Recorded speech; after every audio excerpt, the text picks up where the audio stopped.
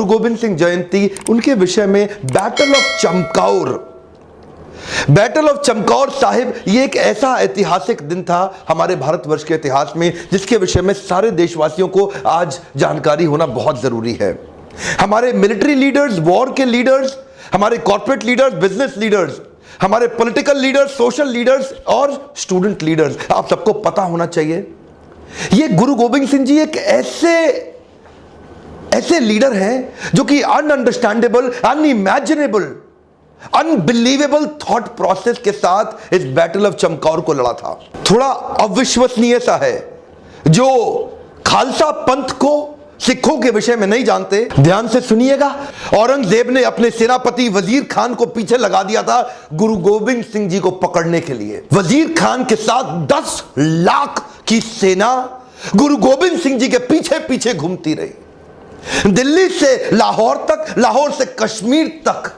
इस औरंगजेब ने सब कुछ कब्जा कर लिया था, बस जिंदगी का एक ही सपना था उसका कि गुरुदेव श्री गुरु गोविंद सिंह जी को अपने चरणों में लिटा दूं, यही सोचता था वो दिन रात। और वजीर खान सोचा, लाखों रुपया खर्च कर दिया उस सेना के साथ, और तभी हुआ बैटल ऑफ चमकौर साहिब।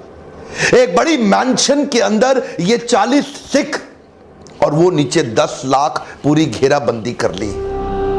मान सिंह जी, गिनती च मुगल फौज किन्ने को होई? आही कोई 10 लाख दे करीब।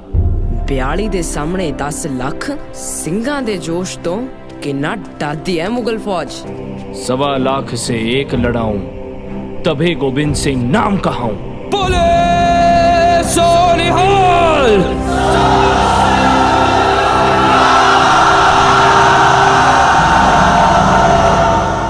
थोड़ा सा मैं आपको चाहता हूं, आज सोचो, आपसे कह रहा हूं सोचो, आपके पास 50 लड़के आपको घेर ले तो क्या करोगे आप?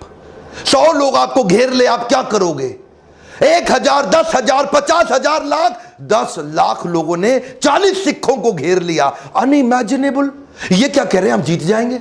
ये क्या कह रहे हैं? एक बार और सुनिए, गुरु गोविंद सिंह जी, अनइमेजिनेबल। आज के लोगों को थोड़ी सी टेंशन आकर के गिव अप छोड़ देते हैं। Hey come on, when you get a setback, do not sit back, only step back to bounce back. दो बातें बड़ी कमाल की, एक तो खालसा पंथ कहता है मरते दम तक हार नहीं माननी, और दूसरा वो बेचारे मूर्ख मुगल, वो सोचे ये 40 की सेना को वो कमजोर मान बैठे, इनको अंडर एस्टिमेट कर बैठे। और तभी क्या बोला गुरु गोविंद सिंह जी ने? गुरु जी 40 सिखों को बोले, आपने सुना है, चिड़िया दे नाल बाज लड़ावा। चिड़िया बाज से लड़ती है, चिड़िया दे नाल बाज लड़ावा, गीदड़ा नू में शेर बनावा, 1.25 लाख नाल एक लड़ावा, ता गोविंद सिंह नाम कहावा। ये जिसको समझ में आ जाए बुद्धि चकरा जाएगी। इसको बोलते हैं कंसीव, बिलीव, अचीव। 40 के 40 सिख उनकी बात मान गए। पहले सिख बोले, गुरुजी आप अपनी दोनों संतानों को लेके चले जाओ। गुरुजी बोले, ये दो नहीं, सारी मेरी संतानें, अपने बच्चों को सजा के भेजा 10 लाख से लड़ने के लिए।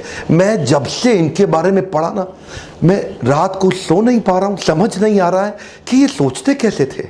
मैं आपसे कह रहा हूं, क्या आपको समझ आ रहा है ये सोचते कैसे थे?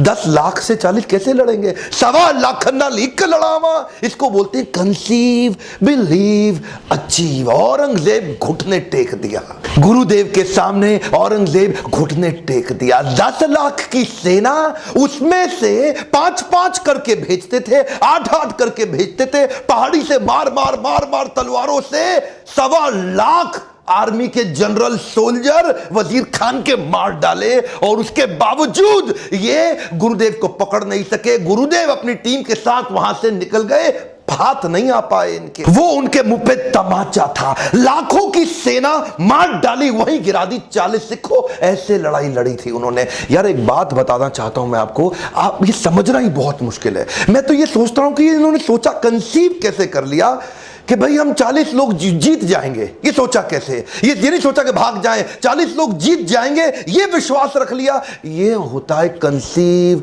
Believe, achieve. सरवंश दानी जिन्होंने अपना सब कुछ अपना हर एक अंश दान कर दिया, साहिबे कमाल। आज ऐसे गुरुदेव को आज पूरे देश को खड़े होकर इनको नमन करना चाहिए। प्रॉब्लम आज आपकी जिंदगी में ये नहीं है कि आप बड़ा काम नहीं कर पा रहे, प्रॉब्लम आपकी जिंदगी में ये है कि आपने बड़ा कभी सोचा ही नहीं।